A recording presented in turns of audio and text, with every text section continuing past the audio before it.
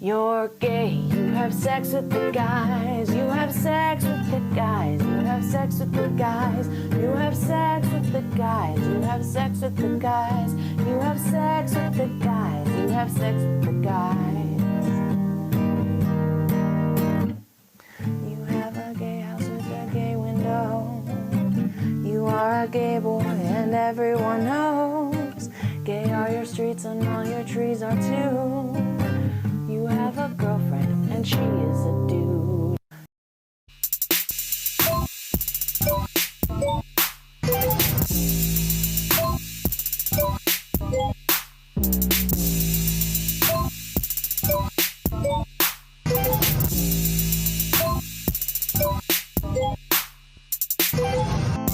Welcome to the Dollar Bill Show, episode 46.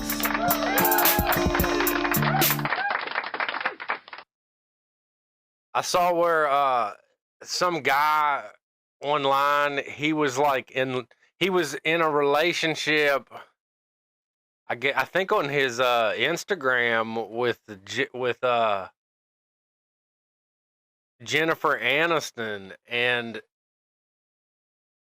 he fell in love with her, and of course Jennifer Aniston is hard up and needs for him to send her money. So this guy apparently was mad, and the story broke because he's heartbroken and he sent her several $100s because Jennifer Aniston needs several $100s from some fucking random guy.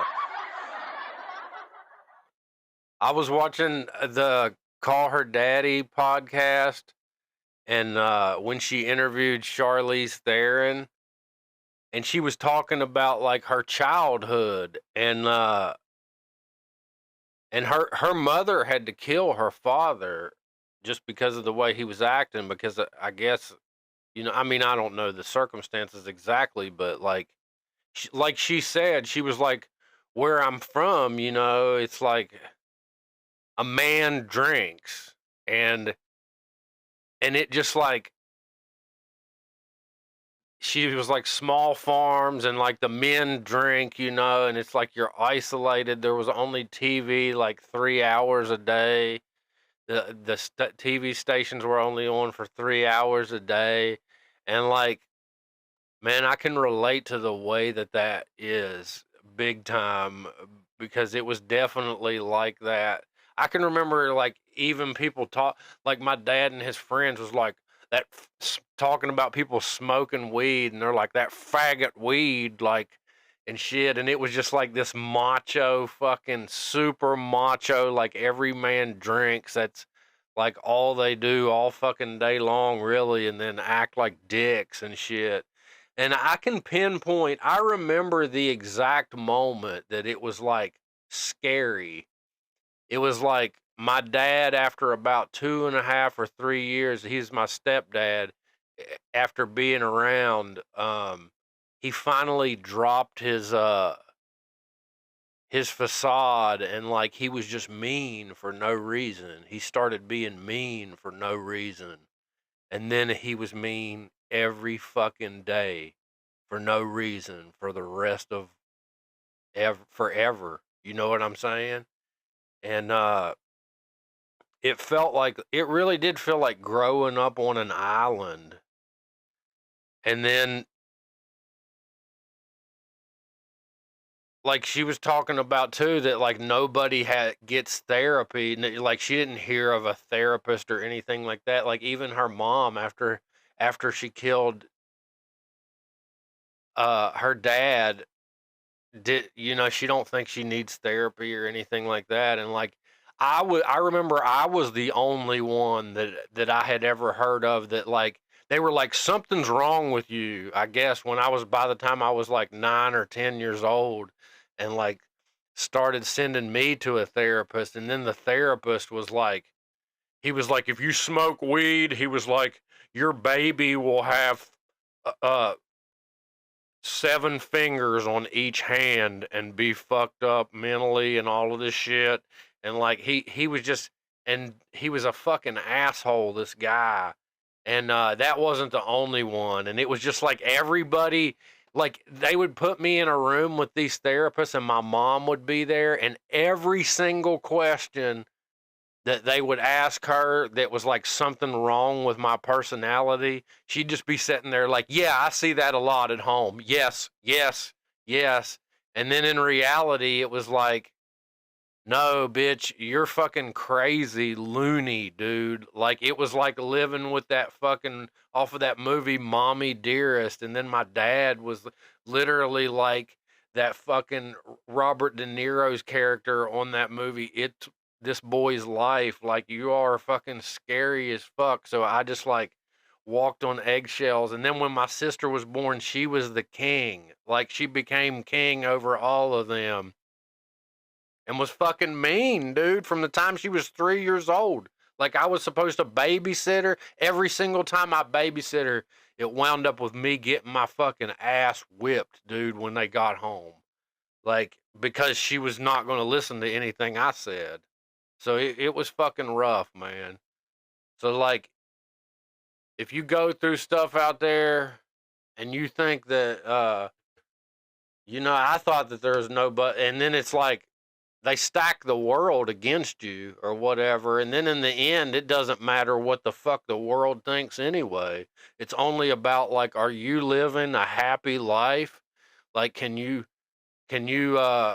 maintain and function on a daily basis, and are you really living a happy life? Like, I'm starting to get there. I find pleasure in simple things because I've divorced that stuff and all of those people, and I find a lot of pleasure in the simple things. Like, I was thrilled last night because I was just like, I love my life. I love doing this. I love to do this podcast. I love to make music.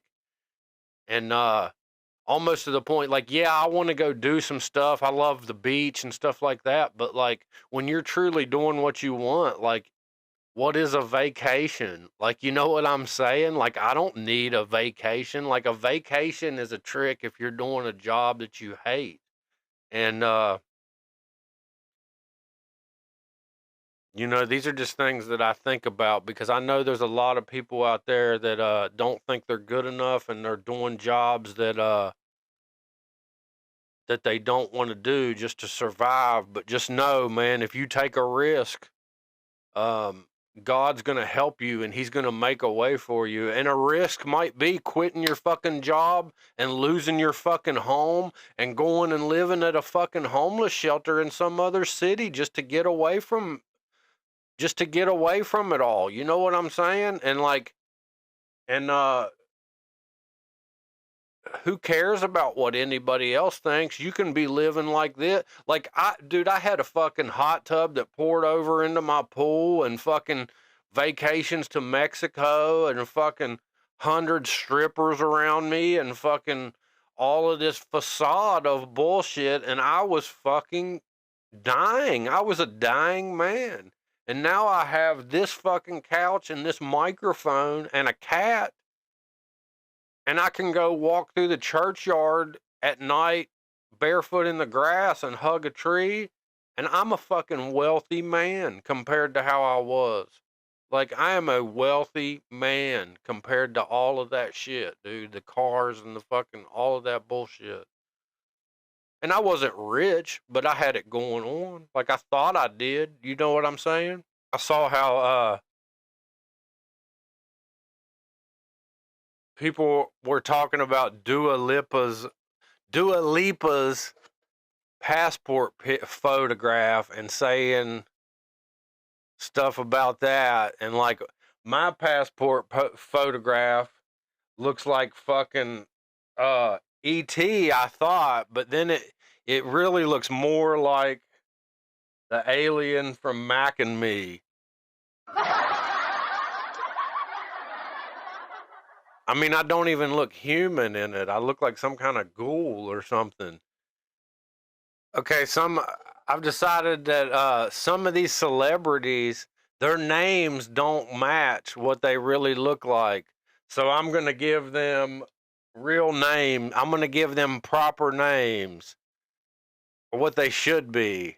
I need a name for this. Celebrity names and what they should be.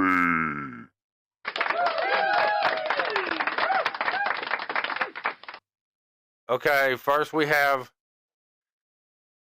the artist and singer Adele.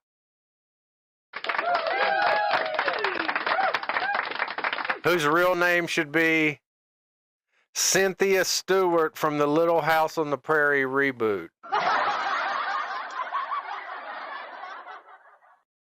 And here we have movie star Jennifer Lawrence, who is really the pop star Pumpkin, short for Pumpkin Roberts. Kim Kardashian, no, come on now. Do I not have a boost? Okay. Kim Kardashian, no, come on now. Kim is the name of an Asian. I fucked that up. Okay, hold on. Kim is the name of a North Korean dictator and the name of a blind Chinese man that I know. Kim Kardashian, nope. Say hello to Triana Martina Alba. Hey, I'm Triana Martina Alba. Wanna come to my party?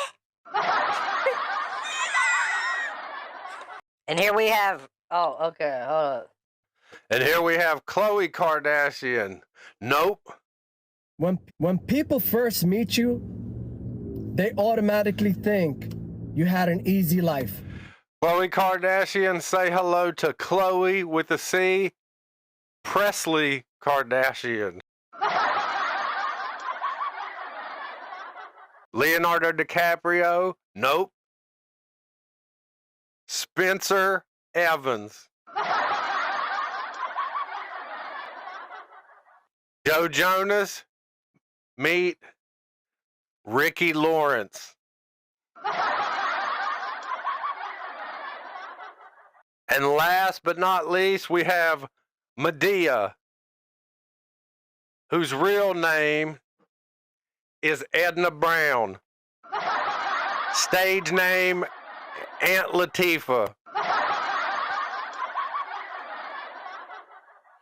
Man, I mentioned them strippers earlier, and I seen like Snoop posted some shit yesterday of these girls fighting, and I was like, that was like every fucking other day at my junior high, man. And I love to watch girl fights because they're fucking ruthless, dude.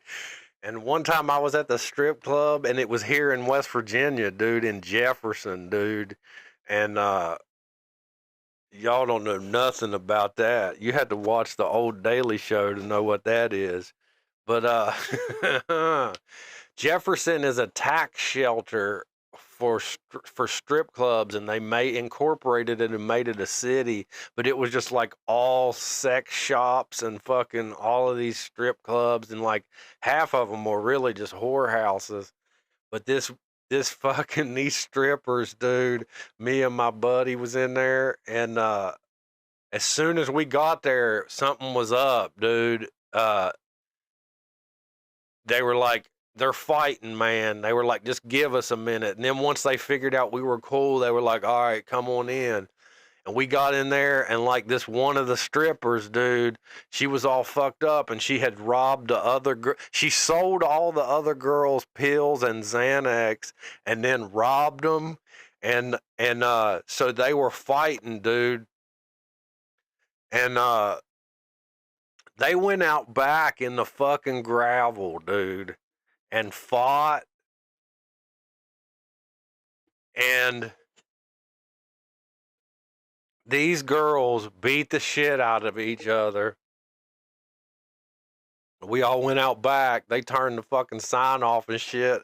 They went out back, dude, in the gravel and shit. It was like that scene from fucking Rocky where he hits that guy against that bus and shit, except it was worse and more ghetto than you could ever imagine. They beat the shit out of each other. And then at the end, the girl that fucking robbed him, like there was this skinny little bleach blonde girl, and that she had robbed one of them.